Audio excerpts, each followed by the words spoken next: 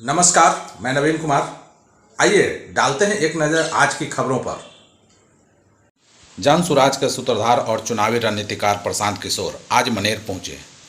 मनेर पहुंचकर उन्होंने खानकाह के गद्दी नसी सैयद शाह तारिक इनायतुल्लाह फिरदौसी से मुलाकात की। इस मौके पर खानकाह के गद्दी नसी ने शाह साहब से जुड़े कई बातों के बारे में प्रशांत किशोर को विस्तृत जानकारी दी। साथ ही विकास के मुद्दे पर कई तरह की चर्चाएं हुई। इस मौके पर सैयद आसिफ अहमद, संजय भाई सहित अनेक समाजसेवी भी मौजूद थे।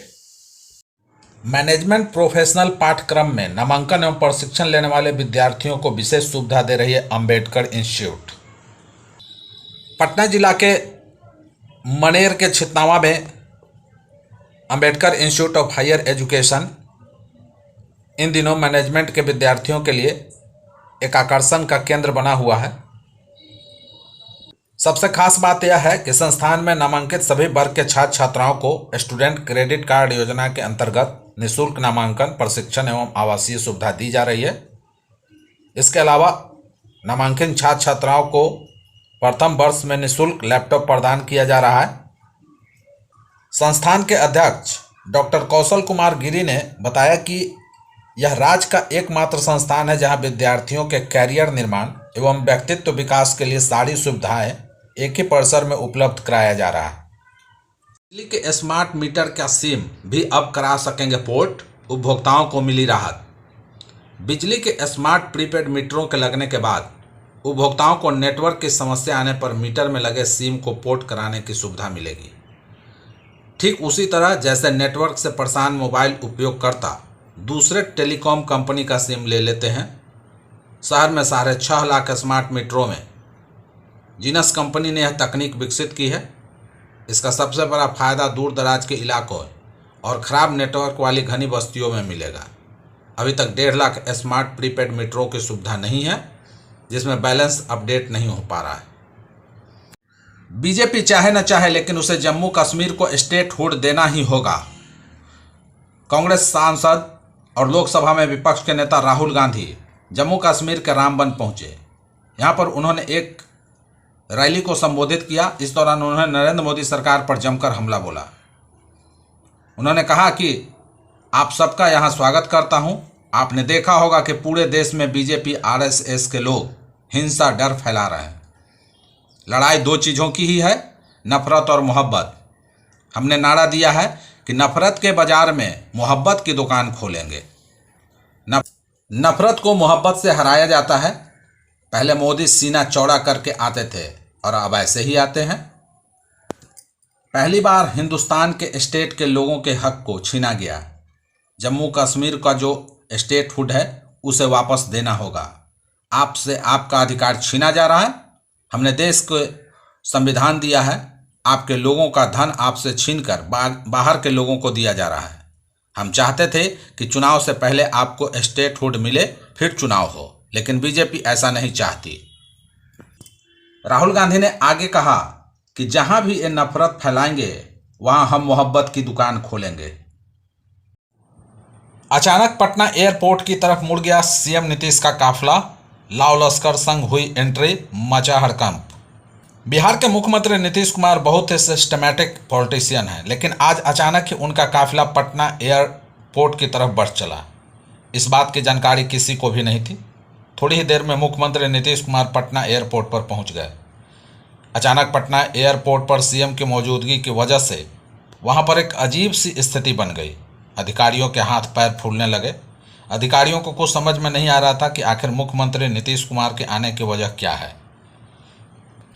हालांकि कुछ देर बाद मुख्यमंत्री नीतीश कुमार ने पटना एयरपोर्ट पर अपना काफिला रुकवाकर एयरपोर्ट पर चल रहे निर्माण कार्य का जायजा लिया। दरअसल पटना एयरपोर्ट पर एक नया टर्मिनल बन रहा है और यह मुख्यमंत्री नीतीश कुमार का ड्रीम प्रोजेक्ट है। इसे देखने के लिए मुख्यमंत्री अचानक पहुंचे थे। हालांकि अधिकारियों को उन्होंने निर्देश दिया कि यह काम को जल्द से जल्द पूरा किया जाए। माफिया के आगे नाक रगड़ने वाले क्या चलाएंगे बुलडोजर, यूपी के मुख्यमंत्री के बयान पर बोले अखिलेश यादव। यूपी में अब एक बार फिर राजनीति को लेकर जुबानी जंग छिड़ गई है। उत्तर प्रदेश के मुख्यमंत्री योगी आदित्यनाथ और समाजवादी पार्टी के राष्ट्रीय अध्यक्ष अखिलेश यादव के बीच बुलडोजर को लेकर जुबानी जंग छिड़ गई है।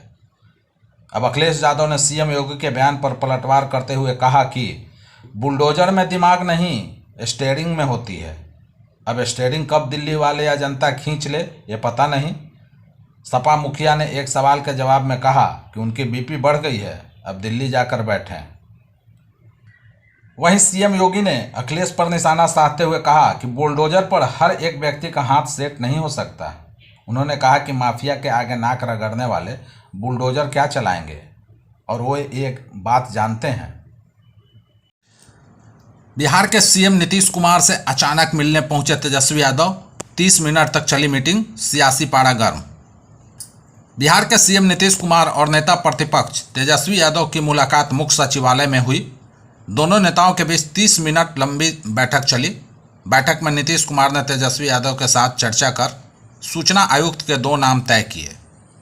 तेजस्वी यादव ने कहा कि उन्होंने सीएम के साथ आरक्षण का दायरा बढ़ाए जाने और उसे संविधान की 9वीं अनुसूची में शामिल करने पर चर्चा की। इसके अतिरिक्त मुख्यमंत्री के साथ उनकी जाति आधारित गणना के बाद जो आरक्षण का दायरा बढ़ा है उसे संविधान की 9वीं अनुसूची में शामिल किए जाने पर चर्चा हुई। मुख्यमंत्री ने कहा कि मामला अभी न्यायालय में है। मैंने कहा कि हम लोग भी न्यायालय गए हुए हैं। जमीन के स्वामित्व के लिए 3 तरह के साक्ष्य होंगे मान्य। बिहार में जमीन सर्वेक्षण का काम शुरू हो चुका है। 1 साल में काम पूरा करने का लक्ष्य निर्धारित किया गया है। शिविर में आए प्रभारी एवं कानूनगों ने कहा कि सर्वे के दौरान रैयत या जमीन मालिकों को अपनी जमीन से जुड़े दस्तावेज देने होंगे। इन दस्तावेजों का मिलान सरकारी रिकॉर्ड से होगा। मिलान के बाद ही दस्तावेजों को अंतिम रूप से अपलोड किया जाएगा। जमा किए गए दस्तावेजों में नाम, खसरा, खाता संख्या, अन्य किसी चीज़ का मिलान सरकार के पास मौजूद रिकॉर्ड से नहीं होने पर उस जमीन के कागजों को अपलोड नहीं किया जाएगा। ऐसी स्थिति में संबंधित व्यक्ति को सूचना दी जाएगी कि वे अपने जमीन के सही दस्तावेज उपलब्ध कराएं। अगर इसके बाद भी उक्त व्यक्ति ने दस्तावेज उपलब्ध नहीं कराए तो जमीन को सरकारी रिकॉर्ड में मौजूद नाम पर दर्ज कर दिया जाएगा।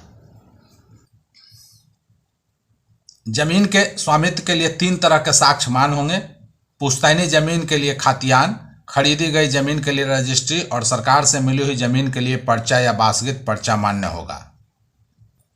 अगर किसी जमीन की रसीद अपडेट नहीं है तो पुरानी रसीद भी मान्य होगी। अगर दाखिल खारिज नहीं हुई है तो उससे कोई फर्क नहीं पड़ेगा। आज के लिए बस इतना ही। मिलते हैं अगले खबर पर।